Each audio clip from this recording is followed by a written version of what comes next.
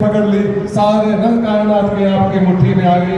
और मेरा निवेदन है, लियाकत, सदाकत और रिफाकत के साथ जिन्होंने कमल को सिर आंखों में बिठाया, अपने दिल में बसाया, आदरणीय मनोहर मोदी जी के आशीर्वाद से आप सबके सहयोग के लिए, साथ के लिए, रिमार्क के लिए अपने बीच में अपना बात रखेंगे हमारे प्रत्याशी अशोक तंवर जी कि वो मंच पर आए और अपने दिल की बात आप सबको कहें। भारत माता की, भारत माता की।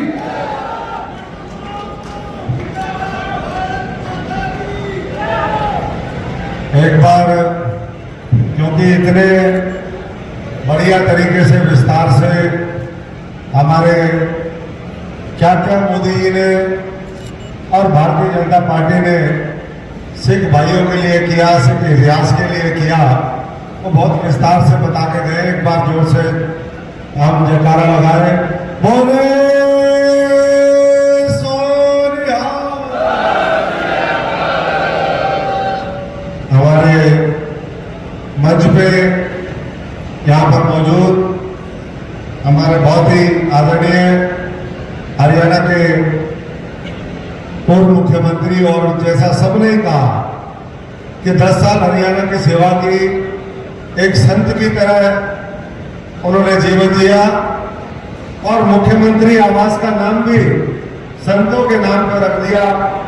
कबीर कुटीर ऐसे हमारे बहुत ही आदरणीय नेता मनोहर लाल जी यहाँ पर बैठे, हमारे यहाँ से सांसद बहन सुनीता दुबे जी, भाई मृत्युंजय सिरसा जी, हमारे यहाँ से विधायक बलकौर सिंह जी,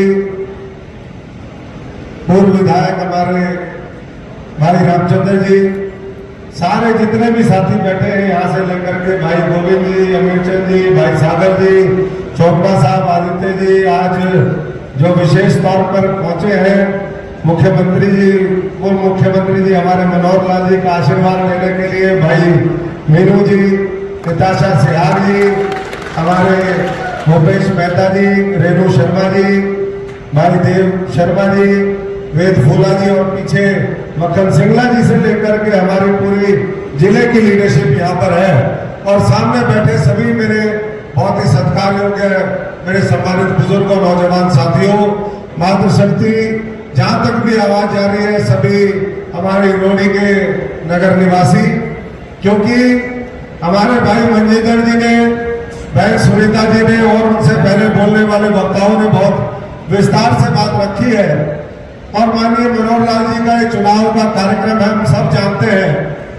अभी उनको हिसाब यहाँ से निकलना है और 6 बजे उनको भी अपना भाषण यहाँ पर समाप्त करना पड़ेगा। तो मैं ज्यादा कुछ नहीं कहना चाहता, मैं इतना ही कहूंगा साथियों से कि सारी बातें आप सब जानते हो। कोई आपके लिए ना ये देश नया है, ना प्रदेश नया है, ना ये समाज नया है, ना राजनीति नहीं है, ना खेती किसानी नहीं है। आप सबको पता है कि आपके मुद्दे क्या हैं और उन मुद्दों का समाधान कौन कर सकता है।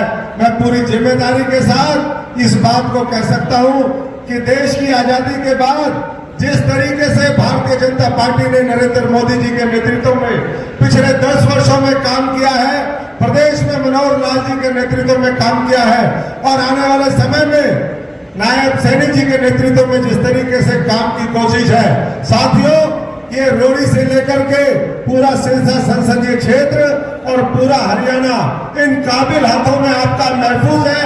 इसलिए पूरी मजबूती से जो एक संकल्प लिया है भारतीय जनता पार्टी ने, आप सब ने, हम लोगों ने मिलकर के, कि हमें 400 पार कराना है 2024 में। 4 जून को जब वोटों की गिनती होगी तो 400 पार का जो ये नारा है, ये परवान चढ़ना चाहिए, ये फतेह होनी चाहिए। और तभी मैं समझता हूं कि देश तेजी के साथ आने वाले समय में आगे बढ़ेगा। और जो 10 साल में एक मजबूत बुनियाद रखी है, हम सब यहाँ पर बैठे हैं, सब इस बात को जानते हैं कि जब नींव खुदती है, नींव से जब बड़े बड़े पिलर खड़े होते हैं तो थोड़ा सा मुश्किल काम होता है, लेकिन जब पिलर खड़े हो जाते हैं, ग्राउंड फ्लोर का, फर्स्ट फ्लोर का जब लेंटर लग जाता है, तो अगर मजबूत बुनियाद है तो 50 मंजिल इमारत खड़ी कर लो, 100 मंजिल कर लो, 200 मंजिल कर लो, कितनी भी भव्य, जैसे राम मंदिर 550 साल बाद बना है, वैसे ही मैं समझता समझता हूं दिव्य और भव्य इमारत अगले 5 वर्षों में खड़ी होनी है। इसलिए आप सब लोग मोदी जी के विजन मिशन के साथ जुड़े और सुनिश्चित करें कि 2047 तक हमारे भारत वो विकसित भारत होगा। अगले 5 वर्षों में हमारा भारत वो दुनिया की सबसे तीसरी बड़ी ताकत होगा। आने वाले समय में किसान मजदूर और हर तरीके से ताकतवर बने। मनोहर लाल जी ने जैसे बिना पर्ची बिना खर्ची के एक एक गांव में 200-200 नौकरी देने का काम किया है, वैसे ही आने वाले समय में सरकारी नौकरी आपको मिले, यहाँ पर उद्योग धंधे स्थापित हो।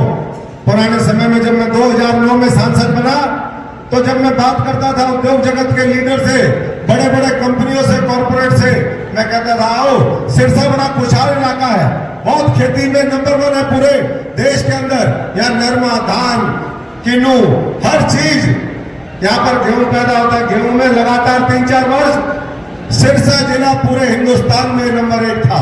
तो आइए यहाँ पर कुछ शुरू करा जाए। लोग कहते थे कनेक्टिविटी नहीं है, छोटे छोटे रोड बनाने का काम आज मैं माननीय मनोहर लाल जी का धन्यवाद करता हूं, क्योंकि ये डबवाली के साथी भी कुछ साथी बैठे, आदित्य जी और 1-2 साथी हमारे यहाँ पर है। उस समय कई बार पत्थर रखे गए, जो डबवाली का देव जी भी यहाँ पर बैठे, लेकिन कभी ना तो आरओबी बना ना कभी हाईवे बना। उस समय शुरुआत हमारे समय में हुई, लेकिन उस समय 14 में हम हार गए। मुझे लगा भाई ये अब प्रोजेक्ट जो है वो खटाई में चले जाएंगे, लेकिन माननीय मनोहर लाल जी ने ना केवल डबवाली से लेकर के हिसार का 4 लेन रोड बनवाने का काम किया, बल्कि उसके साथ साथ जो भी और संभव था वो कोशिश करी। और आने वाले समय में चौटाला गांव से लेकर के और पानीपत तक का नया हाईवे भी प्रपोज है। तो इसलिए साथियों, ये अगर कोई करेगा तो भारतीय जनता पार्टी और नरेंद्र मोदी जी और प्रदेश का मनोहर लाल जी और नायक जी का नेतृत्व करेगा। इसलिए पार्टी ने आज मुझे एक बार फिर मौका दिया है। हमने पहले भी पूरी कोशिश करी, पूरी निष्ठा ईमानदारी से, लगातार हर तरीके से इस क्षेत्र के लिए बड़े से बड़ा और छोटे से छोटा, क्योंकि इकलौता मैं सांसद था, एक विधायक उस समय थे, लेकिन 8 सीटों पे सरपंच का काम हो, विधायक का काम हो, छोटे से छोटे कॉर्पोरेटर का काम हो, वो उन 5 वर्षों में हमने करके दिखाया। हमने विपक्ष की भी जिम्मेदारी और भूमिका निभाई। और मैं आज यहाँ पर उन तमाम साथियों से कहना चाहता हूँ कि साथियों, जब समय आता है तो देर हो चुकी होती है। कहते हैं ना, अब पछताए क्या होता है जब चिड़िया चुग गई खेत। ये जो विपक्ष इंडिया अलायंस, जिसको लोग घमंडिया जो गठबंधन है वो भी कहते हैं, इनसे सावधान हो जाइए। मैं और मेरे जैसे हजारों लाखों लोग वो इनके मारे हुए हैं, सताए हुए हैं। ये शोषण की दुकान है। ये कहते हैं ना हमारी नफरत की, और ये कहते हैं कि भाई हमने तो मोहब्बत की दुकान खोल दी है। अरे साथियों, इन्होंने 50 साल 55 साल जब इनको मौका मिला, शोषण की दुकान बनाई। एक एक व्यक्ति का इस देश के मीठा मीठा खून पीने का काम किया, भ्रष्टाचार को बढ़ावा देने का काम किया। इसलिए मैं बहुत ज्यादा कुछ न कहते हूँ, इतना ही कहूंगा कि अब समय आ गया है।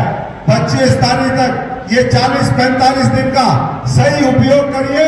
और जैसे रोडी ने हमेशा मुझे बहुत मजबूती से जिताने का काम किया है, मैं एक बार फिर रोडी की जनता, कालावाली और सिरसा के साथियों से आह्वान करता हूं कि आपको पीछे मुड़ के देखना नहीं पड़ेगा। जिसके साथ इतना मजबूत नेतृत्व खड़ा हो, जो अनुशासित फौज हो, जिसका कैडर मजबूत हो, जिसके हमारे संघर्षशील और तपस्वी साथी हो, मैं समझता हूं कि उनका भविष्य सबका उज्जवल होगा। इसलिए पूरी ताकत लगाइए और आने वाले समय में 400 पार करिए और सिरसा का ये कमल बहुत मजबूती से खिले। पिछली बार 3 लाख से बहन सुनीता दुग्गल जी को आप लोगों ने जिताने का काम किया। अभी वो आह्वान भी कर रही थी, उन्होंने भी लगातार संघर्ष किया। वो चर्चा भी कर रही थी कि भाई मैं किस तरीके से राजनीति में आई। वो कह रही थी कि ये फेयरवेल है। मैं हमारी बड़ी बहन को कहना चाहूंगा कि राजनीति में आना भी मुश्किल है, राजनीति में जाना भी मुश्किल है। कोई फेयरवेल नहीं है, ये आपकी फेयरवेल नहीं। अभी तो वेल आगे होता रहे, सब अच्छा आपके लिए होता रहे, पार्टी के लिए होता रहे, इनके लिए होता रहे। और भाई सिरसा जी ने जिस विस्तार से बात कही है, मैं इतना ही उनको कहूंगा, हमारे तो पुराने साथी रहे, 20-25 साल से संबंध रहा है, कि उन्होंने इस पूरे इलाके का, इस जिले का नाम रोशन किया है। इसी तरीके से रोशन करते रहिए। मैं कोविड के दौरान देखता था, मैंने भाई साहब को फोन किया, कोविड के दौरान जब लोग परेशान थे तो कुछ लोगों का मेरे पास भी फोन आया, हमने इनको रेफर किया और दिल्ली में इन्होंने उनका इलाज कराने का काम किया। ऐसी जो सोच है कि सेवा और मानवता भलाई की, वो सोच इसी तरीके से कायम रहे। मैं एक बार फिर पुनः आप सबका बहुत बहुत धन्यवाद करता हूं। माननीय मनोहर लाल जी का एक बार फिर स्वागत करता हूं और उनको यही विश्वास दिलाता हूं कि जिस भाव और भावना से आप लोगों ने, नरेंद्र मोदी जी ने, अमित शाह जी ने, जेपी नड्डा जी ने, विप्लव जी ने, नायक जी ने, सब लोगों ने मिलकर के ये टिकट दी है, उस उम्मीद पर हम खरा उतरेंगे और सिरसा को नई ऊंचाइयों पर लेकर के जाएंगे। विकसित भारत में ये अपने आप में ये इलाका चमके, ये हमारी सबकी कोशिश होगी। बहुत बहुत धन्यवाद। जय हिंद, जय भारत। वाहिगुरु जी का खालसा, वाहिगुरु जी की फतेह।